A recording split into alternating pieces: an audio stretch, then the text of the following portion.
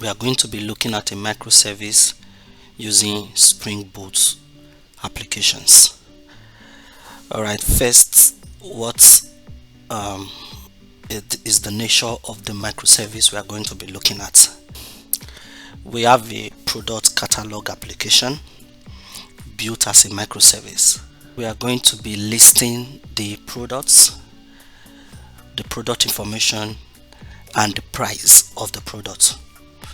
So now we are going to be building this using a microservice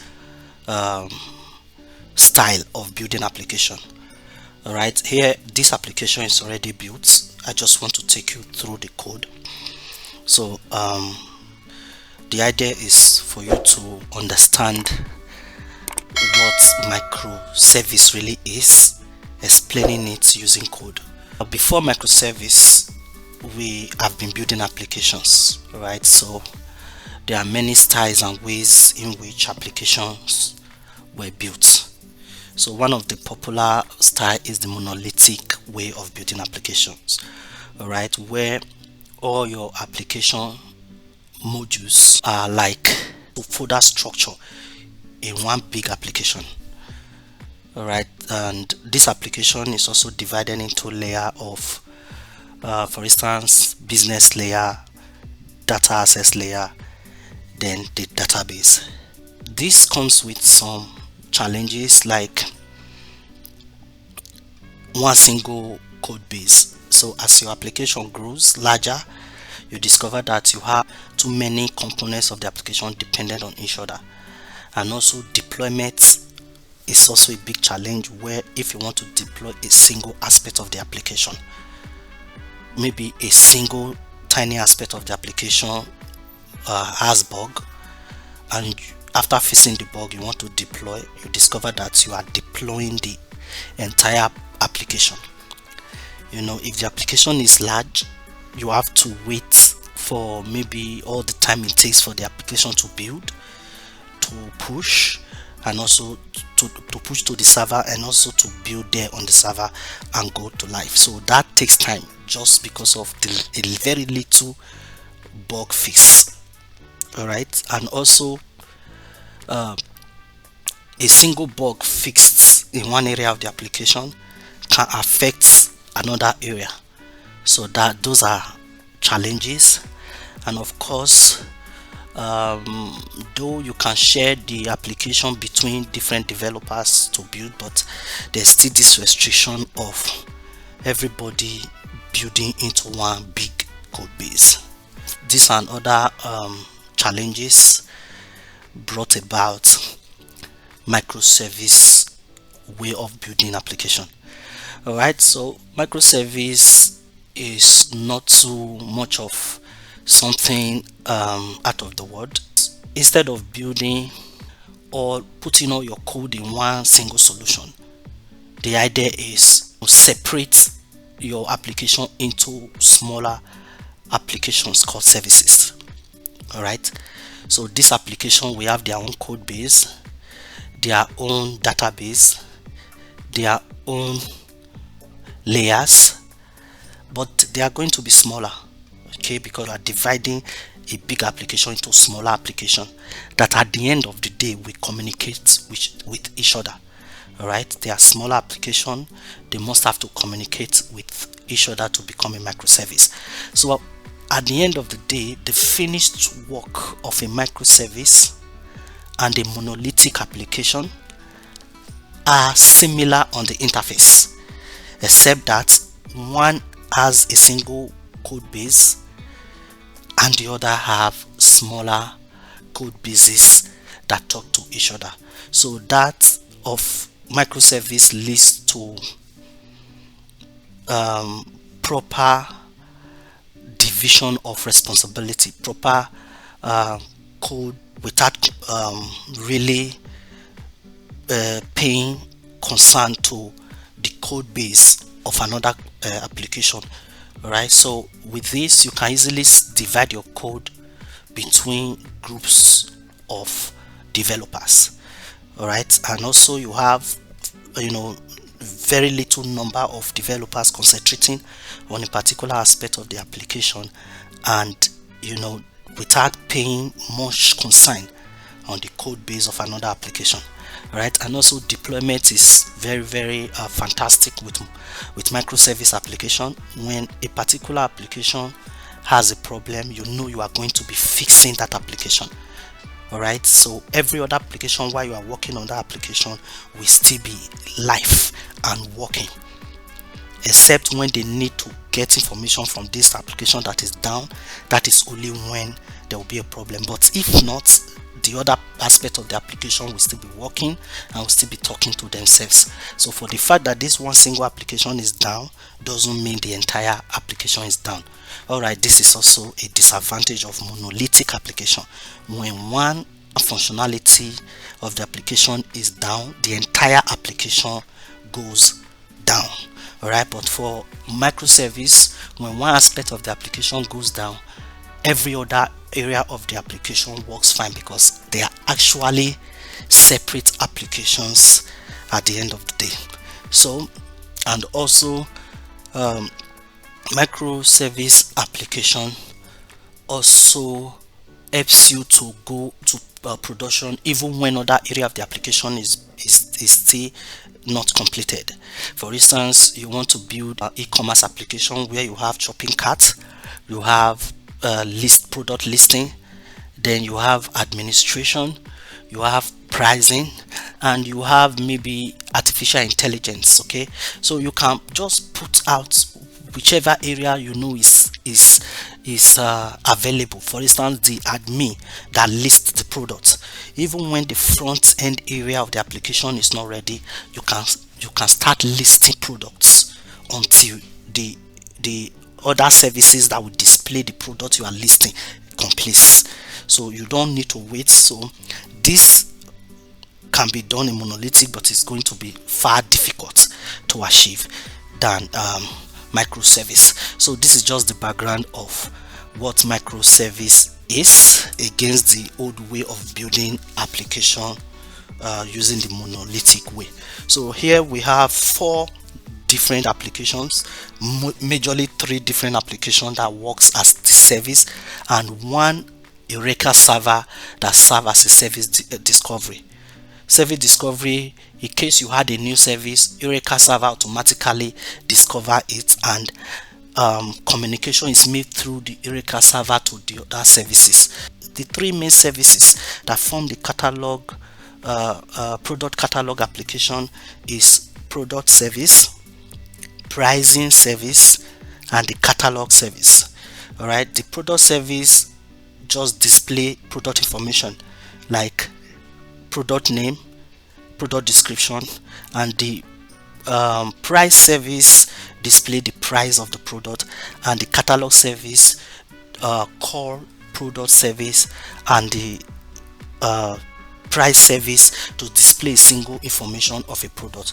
So what we are going to be showing you is a catalog service that accepts product ID and fetches information from product service to get information about that product. The ID is provided, and also the price from another service, all right, that the ID is provided. So we have the 4 applications opened here. So now let's start with the product service. So all these services are Spring Boot application. As you can see here, this is Spring Boot application, and here we have a model here specifies the property of the product ID, name, description. All right, all these are getter, setter, and constructor, all right, of this product. So we have here a class that has a single method that returns a product. All right, so the name of the method is called get product by ID. All right, so there's a parameter passed in, which is the ID of the product. So here, to make things simpler, we just hard coded the product by calling a new product, passing in the constructor parameters, the name, the ID coming from outside, and the description. So this class is instantiated in the product controller. So here we have the same this is we are using Spring Boot application, so all this happen automatically. So here is the class where we define the get product by ID method that returns the product. So here is where we called it, and here we passed in the ID coming from the URL as a parameter. So this controller is a REST controller, so the endpoint is slash product slash the ID. So if we come to the browser here, once we refresh, okay, here is the product information, this is the ID we passed in. So the other service which is very similar to the product service is the pricing service. All right, so it contains a model. All right, let me show you, it's also a Spring Boot application. All right, so it contains a model, price model that has property product ID and amount. All right, this amount is the price of the product. So it also contains a class that returns a class that has a single method that returns price object, product ID coming from outside, and the amount passed in through the controller. So coded in here is the amount 180,000. all right, so the controller also, pricing controller, also create an instance of the class that has the get price method.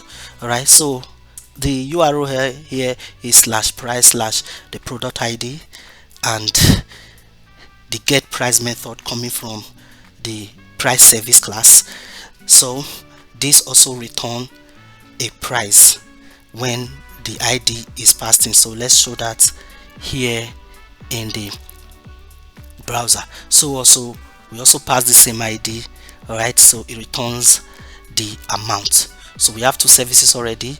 This returns the product information and this returns the product price.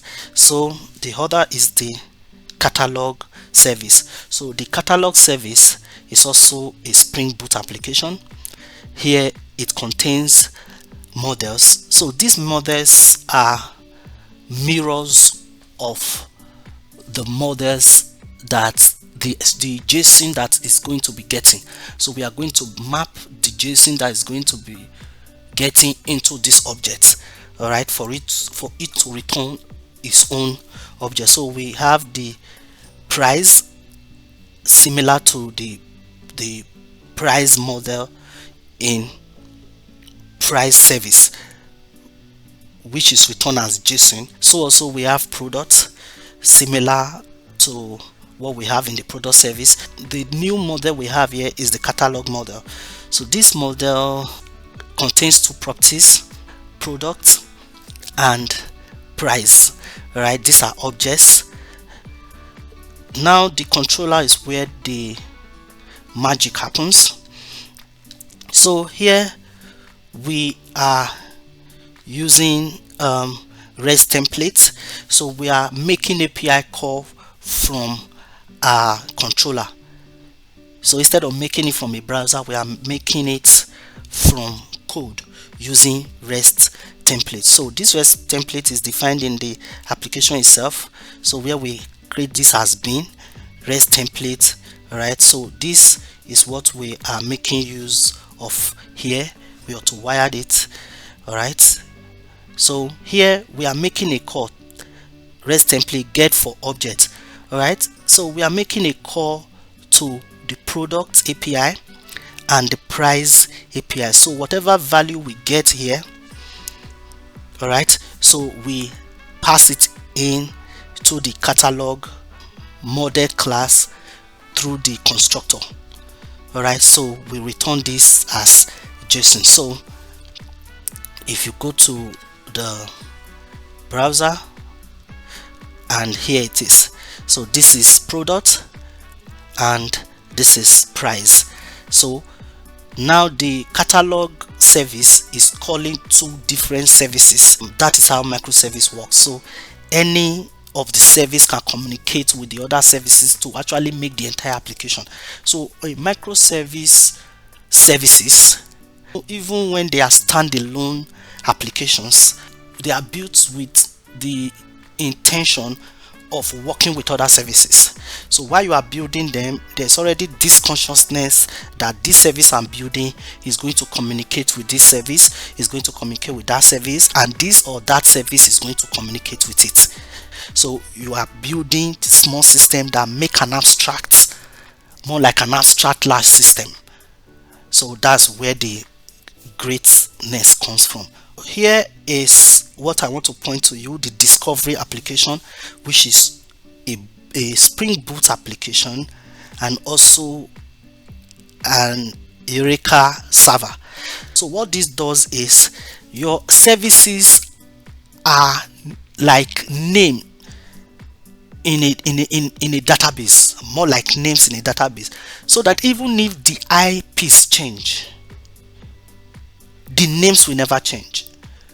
All right, so you are, instead of calling directly the IP, you are calling the names of the application, and that at the end of the day resolves into the IPs. All right, so when your service, when you deploy your service in where you have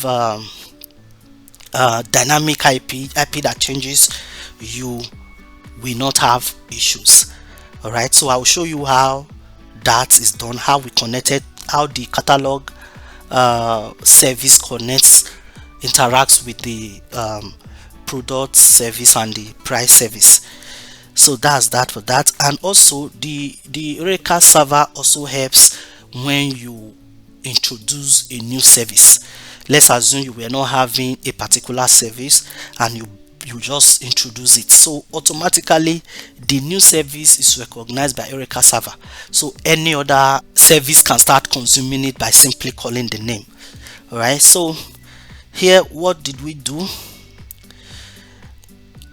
Let's go back to the product service, to the resource, and to the application property.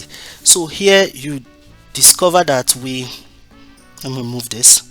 We named this product service instead of using the IP.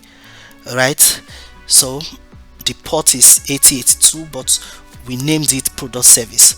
So also when you come to the pricing service, we also did something similar.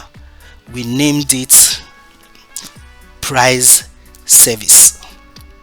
All right, so this is a feature of Spring Boot, so price service. So when you come to the catalog service, here note that when we are making a request to product service and to price service, instead of specifying the IP address or local host, we specify the name of the service. So this name is what Eureka server also have. All right, so now I think my Eureka server is running.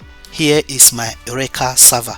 So here are my different services: catalog service, price service, product service. So as long as this Eureka server is running, communication can go on between all these services.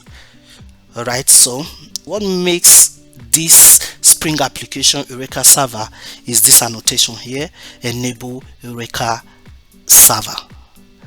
All right, so and also when you come to the POM XML, we also have we also have this, where is it, Spring Cloud Starter Netflix Eureka server. So we also have this dependency here. So I'm just trying to show to you what makes this Spring Boot Eureka server. So we also have all of these dependencies because we are using Java 11. All right, so I think Java 9 and above require you to have, think, JASB externally as dependency. All right, I think prior version were having this dependency included. This is Eureka Server. You need to have the other application that must talk to each other using Eureka Server as Eureka clients. So if we come to the product service, for instance, all right, so let me show you where we also added a dependency. Here we added Spring Cloud Starter Netflix Eureka clients. All right, so you have to add this to all the clients. Okay, so you still need to add this Spring Cloud version. All right, it's important. And also add the dependency management, all right, the Spring Cloud Starter Netflix Eureka client dependency, then also the Spring Cloud version. That was also done for the other Spring Boot application. Here, as you can see, we also have Spring Cloud Starter Netflix Eureka clients. I think we also have that in the price service. Here we also have it here. Okay, Spring Cloud Starter Netflix Eureka clients. So is that straightforward? So this is the structure. So if you are building using other programming languages like C#, all right, name them. This is going to be the path you are going to follow. Each of the service, then how they communicate. You have to know how they communicate, because at the end of the day, every service in a microservice application must communicate. That is the idea. They are supposed to be a single application, but you decided to separate them because of the benefits we listed initially. So having separated them, you must find a way they must talk to each other. All right, so they are going to talk to each other at the end of the day. So before they start talking to each other, they must expose APIs. All right, so they must expose endpoints where you can access the information they are ready to give out. That is it. And where a service discovery or a better way of communicating in case IP changes, new services built has to also be considered. You have to also bring that into mind that, oh, if new services comes in, how do I make it known generally, instead of bringing the services down and, you know, just because of one service that you just built, how can it be deployed and be discovered automatically, so that other services that needs to communicate with it can be communicating with it. All right, so such infrastructure must be there.